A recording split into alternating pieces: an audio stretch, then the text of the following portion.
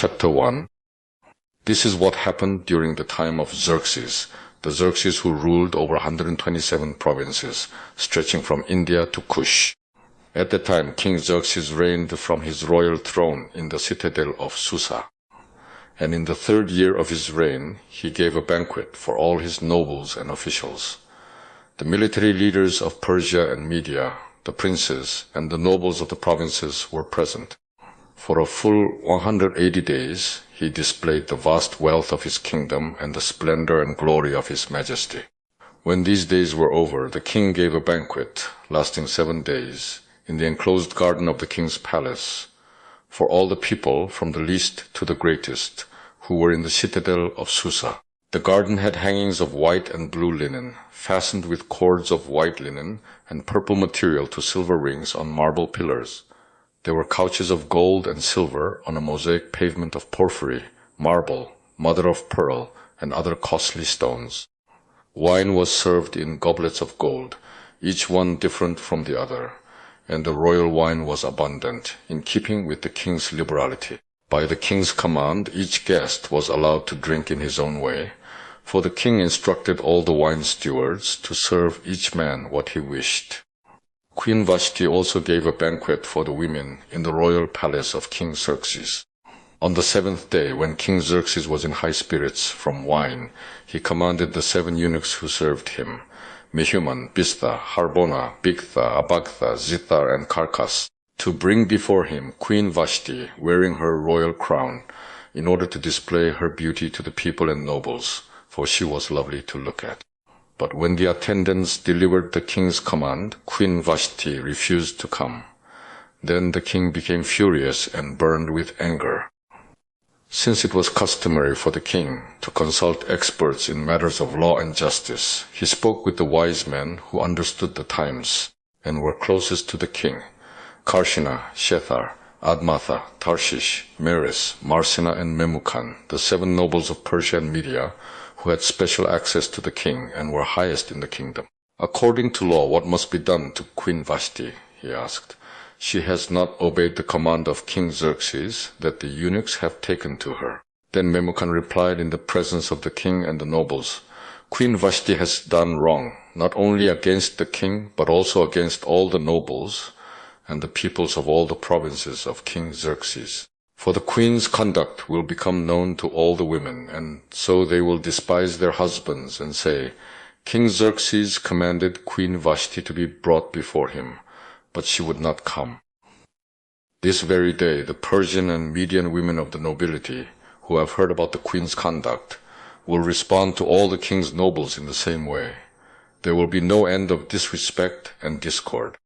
Therefore, if it pleases the king, let him issue a royal decree, and let it be written in the laws of Persia and Media, which cannot be repealed, that Vashti is never again to enter the presence of King Xerxes. Also let the king give her royal position to someone else who is better than she. Then when the king's edict is proclaimed throughout all his vast realm, all the women will respect their husbands, from the least to the greatest.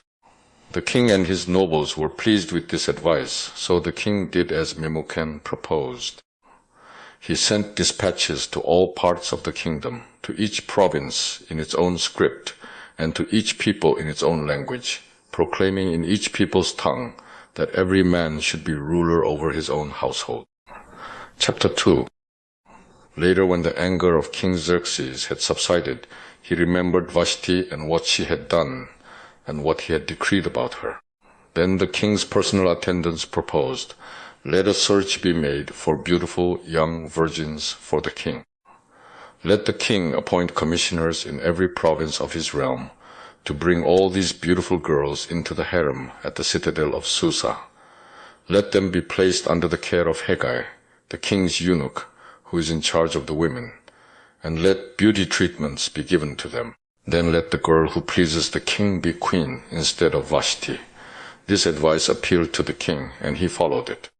Now there was in the citadel of Susa a Jew of the tribe of Benjamin, named Mordecai son of Jair, the son of Shimei, the son of Kish, who had been carried into exile from Jerusalem by Nebuchadnezzar king of Babylon, among those taken captive, with Jehoiachin king of Judah.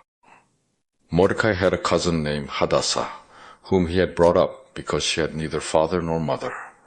This girl, who was also known as Esther, was lovely in form and features, and Mordecai had taken her as his own daughter when her father and mother died. When the king's order and edict had been proclaimed, many girls were brought to the citadel of Susa and put under the care of Hegai. Esther also was taken to the king's palace and entrusted to Hegai, who had charge of the harem. The girl pleased him and won his favor. Immediately, he provided her with her beauty treatments and special food. He assigned to her 7 maids selected from the king's palace and moved her and her maids into the best place in the harem. Esther had not revealed her nationality and family background because Mordecai had forbidden her to do so. Every day he walked back and forth near the courtyard of the harem to find out how Esther was and what was happening to her. Before a girl's turn came to go into King Xerxes, she had to complete 12 months of beauty treatments prescribed for the women, 6 months with oil of myrrh, and 6 with perfumes and cosmetics. And this is how she would go to the king. Anything she wanted was given her to take with her from the harem to the king's palace. In the evening she would go there, and in the morning return to another part of the harem, to the care of Shashgaz, the king's eunuch who was in charge of the concubines. She would not return to the king unless he was pleased with her and summoned her by name. When the turn came for Esther, the girl Mordecai had adopted, the daughter of his uncle Abihail, to go to the king, she asked for nothing other than what Hegai, the king's eunuch who was in charge of the harem, suggested, and Esther won the favor of everyone who saw her. She was taken to King Xerxes in the royal residence in the 10th month, the month of Tebeth, in the 7th year of his reign. Now the king was attracted to Esther more than to any of the other women, and she won his favor and approval more than any of the other virgins. So he set a royal crown on her head and made her queen instead of Vashti.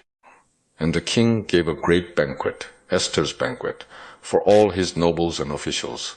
He proclaimed a holiday throughout the provinces and distributed gifts with royal liberality. When the virgins were assembled a second time, Mordecai was sitting at the king's gate. But Esther had kept secret her family background and nationality, just as Mordecai had told her to do, for she continued to follow Mordecai's instructions as she had done when he was bringing her up.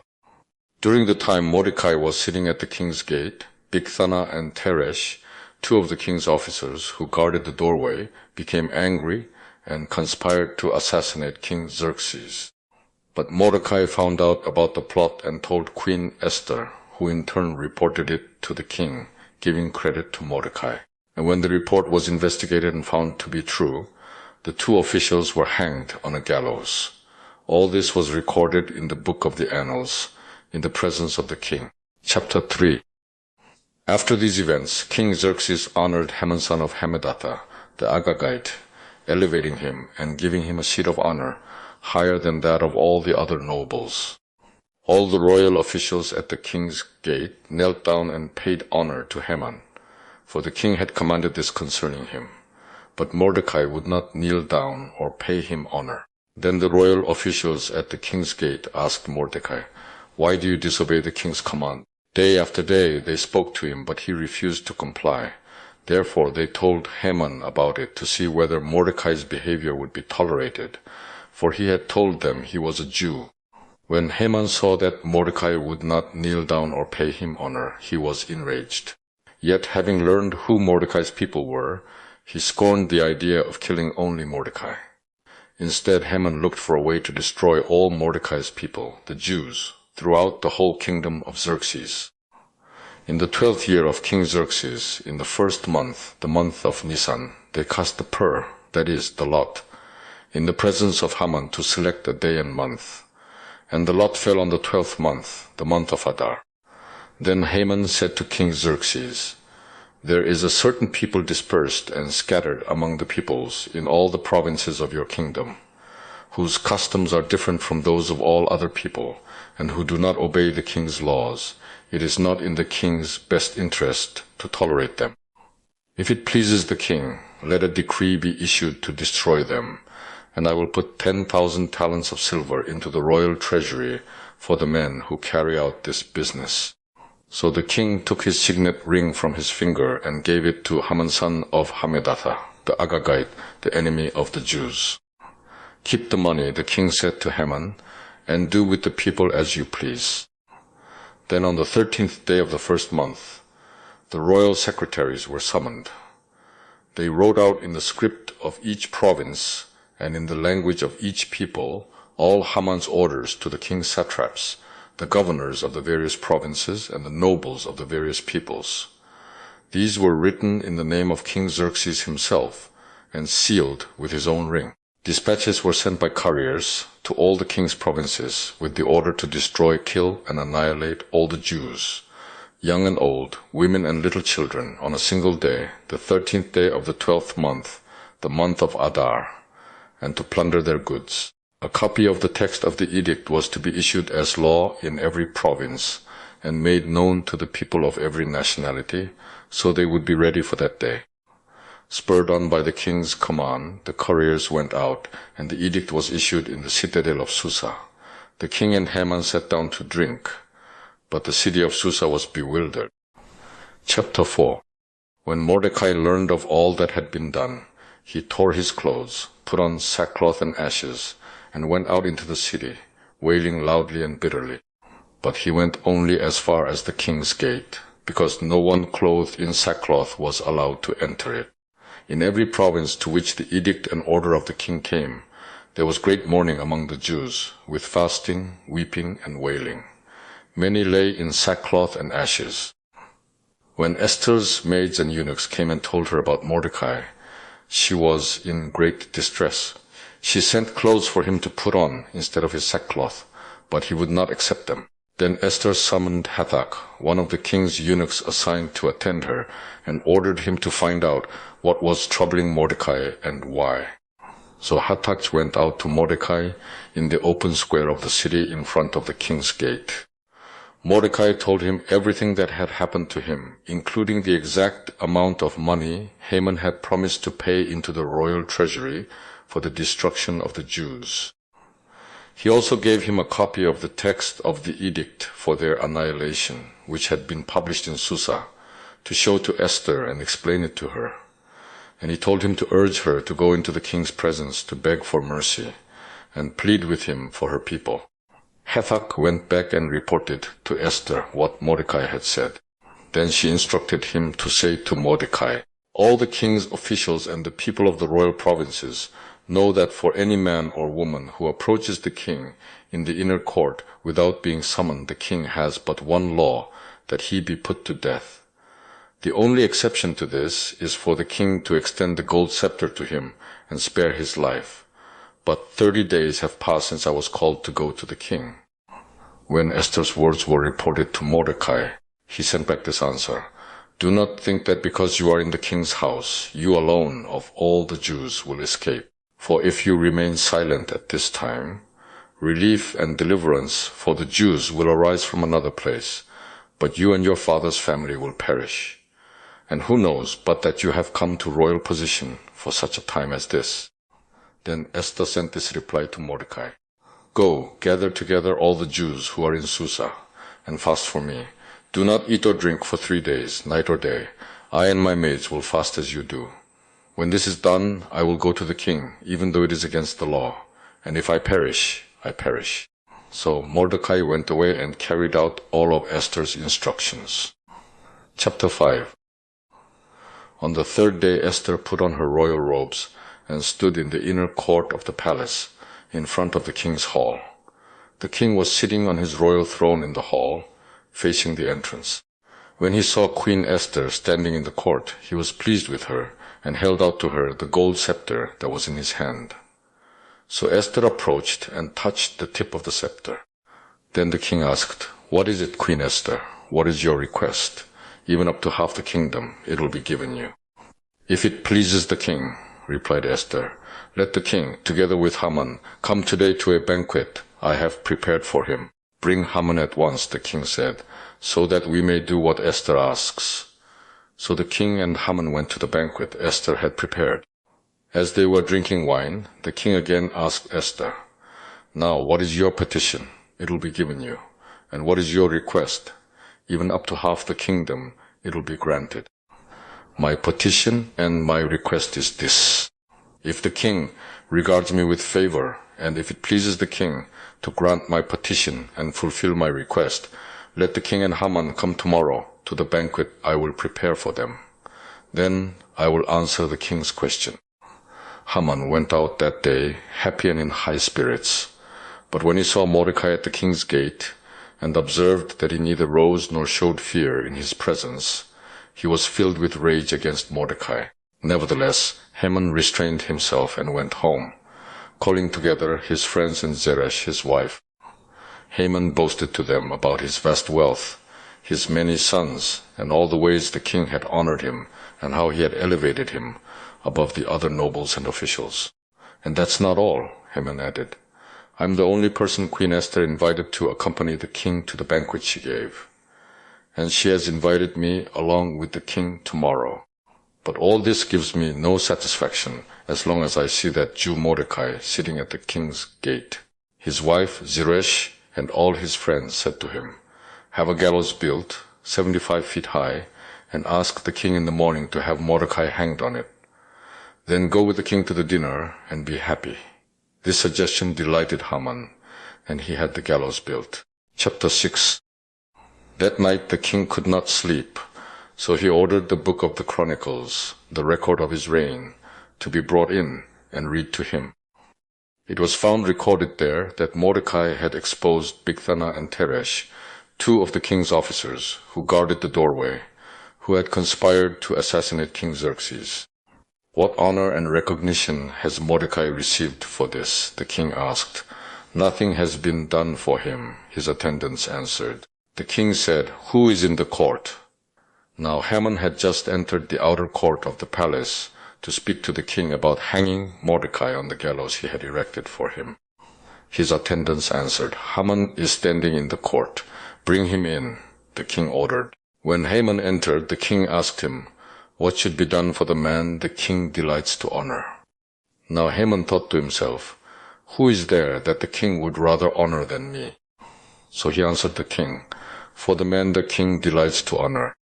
Have them bring a royal robe the king has worn and a horse the king has ridden, one with a royal crest placed on its head. Then let the robe and horse be entrusted to one of the king's most noble princes. Let them robe the man the king delights to honor, and lead him on the horse through the city streets, proclaiming before him, 'This is what is done for the man the king delights to honor.'" "Go at once," the king commanded Haman. "Get the robe and the horse and do just as you have suggested for Mordecai the Jew, who sits at the king's gate. Do not neglect anything you have recommended." So Haman got the robe and the horse. He robed Mordecai and led him on horseback through the city streets, proclaiming before him, "This is what is done for the man the king delights to honor." Afterward Mordecai returned to the king's gate, but Haman rushed home with his head covered in grief, and told Zeresh, his wife, and all his friends everything that had happened to him. His advisers and his wife Zeresh said to him, "Since Mordecai, before whom your downfall has started, is of Jewish origin, you cannot stand against him. You will surely come to ruin." While they were still talking with him, the king's eunuchs arrived and hurried Haman away to the banquet Esther had prepared. Chapter 7. So the king and Haman went to dine with Queen Esther. And as they were drinking wine on that second day, the king again asked, "Queen Esther, what is your petition? It will be given you. What is your request? Even up to half the kingdom, it will be granted." Then Queen Esther answered, "If I have found favor with you, O king, and if it pleases your majesty, grant me my life. This is my petition.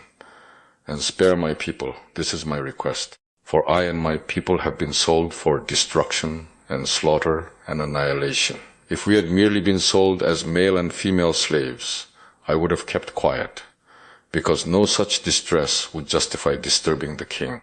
King Xerxes asked Queen Esther, "Who is he? Where is the man who has dared to do such a thing?" Esther said. "The adversary and enemy is this vile Haman."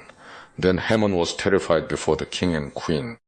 The king got up in a rage, left his wine, and went out into the palace garden. But Haman, realizing that the king had already decided his fate, stayed behind to beg Queen Esther for his life. Just as the king returned from the palace garden to the banquet hall, Haman was falling on the couch where Esther was reclining. The king exclaimed, "Will he even molest the queen while she is with me in the house?" As soon as the word left the king's mouth, they covered Haman's face. Then Harbona, one of the eunuchs attending the king, said, "A gallows 75 feet high stands by Haman's house. He had it made for Mordecai, who spoke up to help the king." The king said, "Hang him on it." So they hanged Haman on the gallows he had prepared for Mordecai. Then the king's fury subsided. Chapter 8. That same day King Xerxes gave Queen Esther the estate of Haman, the enemy of the Jews, and Mordecai came into the presence of the king, for Esther had told how he was related to her. The king took off his signet ring, which he had reclaimed from Haman, and presented it to Mordecai, and Esther appointed him over Haman's estate. Esther again pleaded with the king, falling at his feet and weeping. She begged him to put an end to the evil plan of Haman the Agagite, which he had devised against the Jews. Then the king extended the gold scepter to Esther, and she arose and stood before him. "If it pleases the king," she said, "and if he regards me with favor, and thinks it the right thing to do, and if he is pleased with me, let an order be written overruling the dispatches that Haman son of Hammedatha, the Agagite, devised and wrote to destroy the Jews in all the king's provinces. For how can I bear to see disaster fall on my people? How can I bear to see the destruction of my family?" King Xerxes replied to Queen Esther and to Mordecai the Jew, "Because Haman attacked the Jews, I have given his estate to Esther, and they have hanged him on the gallows. Now write another decree in the king's name, in behalf of the Jews, as seems best to you, and seal it with the king's signet ring, for no document written in the king's name and sealed with his ring can be revoked." At once the royal secretaries were summoned. On the 23rd day of the 3rd month, the month of Sivan, they wrote out all Mordecai's orders to the Jews, and to the satraps, governors, and nobles of the 127 provinces, stretching from India to Cush. These orders were written in the script of each province and the language of each people, and also to the Jews in their own script and language. Mordecai wrote in the name of King Xerxes, sealed the dispatches with the king's signet ring, and sent them by mounted couriers, who rode fast horses especially bred for the king. The king's edict granted the Jews in every city the right to assemble and protect themselves, to destroy, kill, and annihilate any armed force of any nationality or province that might attack them and their women and children, and to plunder the property of their enemies. The day appointed for the Jews to do this in all the provinces of King Xerxes was the 13th day of the 12th month, the month of Adar. A copy of the text of the edict was to be issued as law in every province and made known to the people of every nationality, so that the Jews would be ready on that day to avenge themselves on their enemies. The couriers riding the royal horses raced out, spurred on by the king's command, and the edict was also issued in the citadel of Susa. Mordecai left the king's presence wearing royal garments of blue and white, a large crown of gold and a purple robe of fine linen. And the city of Susa held a joyous celebration. For the Jews, it was a time of happiness and joy, gladness and honor. In every province and in every city, wherever the edict of the king went, there was joy and gladness among the Jews, with feasting and celebrating. And many people of other nationalities became Jews, because fear of the Jews had seized them. Chapter 9. On the 13th day of the 12th month, the month of Adar, the edict commanded by the king was to be carried out. On this day the enemies of the Jews had hoped to overpower them, but now the tables were turned, and the Jews got the upper hand over those who hated them. The Jews assembled in their cities, in all the provinces of King Xerxes, to attack those seeking their destruction. No one could stand against them, because the people of all the other nationalities were afraid of them. And all the nobles of the provinces, the satraps, the governors, and the king's administrators helped the Jews, because fear of Mordecai had seized them. Mordecai was prominent in the palace. His reputation spread throughout the provinces, and he became more and more powerful.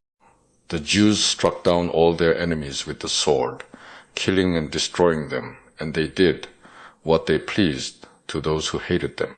In the citadel of Susa, the Jews killed and destroyed 500 men. They also killed Pashandata, Dalpon, Aspata, Porata, Adalia, Aridata, Paramashta, Arisai, Arida, and Vaisata, the 10 sons of Haman son of Hamedata, the enemy of the Jews, but they did not lay their hands on the plunder. The number of those slain in the citadel of Susa was reported to the king that same day. The king said to Queen Esther, "The Jews have killed and destroyed 500 men and the 10 sons of Haman in the citadel of Susa. What have they done in the rest of the king's provinces? Now what is your petition? It will be given you. What is your request? It will also be granted." "If it pleases the king," Esther answered, "give the Jews in Susa permission to carry out this day's edict tomorrow also, and let Haman's 10 sons be hanged on gallows." So the king commanded that this be done. An edict was issued in Susa, and they hanged the 10 sons of Haman. The Jews in Susa came together on the 14th day of the month of Adar, and they put to death in Susa 300 men, but they did not lay their hands on the plunder. Meanwhile, the remainder of the Jews who were in the king's provinces also assembled to protect themselves and get relief from their enemies. They killed 75,000 of them, but did not lay their hands on the plunder. This happened on the 13th day of the month of Adar, and on the 14th they rested and made it a day of feasting and joy. The Jews in Susa, however, had assembled on the 13th and 14th, and then on the 15th they rested and made it a day of feasting and joy. That is why rural Jews, those living in villages, observe the 14th of the month of Adar as a day of joy and feasting, a day for giving presents to each other. Mordecai recorded these events, and he sent letters to all the Jews throughout the provinces of King Xerxes, near and far, to have them celebrate annually the 14th and 15th days of the month of Adar, as the time when the Jews got relief from their enemies, and as the month when their sorrow was turned into joy and their mourning into a day of celebration. He wrote them to observe the days as days of feasting and joy, and giving presents of food to one another, and gifts to the poor. So the Jews agreed to continue the celebration they had begun, doing what Mordecai had written to them. For Haman son of Hammedatha, the Agagite, the enemy of all the Jews, had plotted against the Jews to destroy them and had cast the pur, that is, the lot, for their ruin and destruction. But when the plot came to the king's attention, he issued written orders that the evil scheme Haman had devised against the Jews should come back onto his own head, and that he and his sons should be hanged on the gallows. Therefore these days were called Purim, from the word pur, because of everything written in this letter, and because of what they had seen and what had happened to them. The Jews took it upon themselves to establish the custom that they and their descendants and all who join them should without fail observe these 2 days every year in the way prescribed and at the time appointed. These days should be remembered and observed in every generation by every family and in every province and in every city. And these days of Purim should never cease to be celebrated by the Jews, nor should the memory of them die out among their descendants. So Queen Esther, daughter of Abihail, along with Mordecai the Jew, wrote with full authority to confirm this second letter concerning Purim. And Mordecai sent letters to all the Jews in the 127 provinces of the kingdom of Xerxes, words of goodwill and assurance, to establish these days of Purim at their designated times, as Mordecai the Jew and Queen Esther had decreed for them, and as they had established for themselves and their descendants in regard to their times of fasting and lamentation. Esther's decree confirmed these regulations about Purim, and it was written down in the records. Chapter 10. King Xerxes imposed tribute throughout the empire to its distant shores. and all his acts of power and might, together with a full account of the greatness of Mordecai to which the king had raised him, are they not written in the book of the annals of the kings of Media and Persia?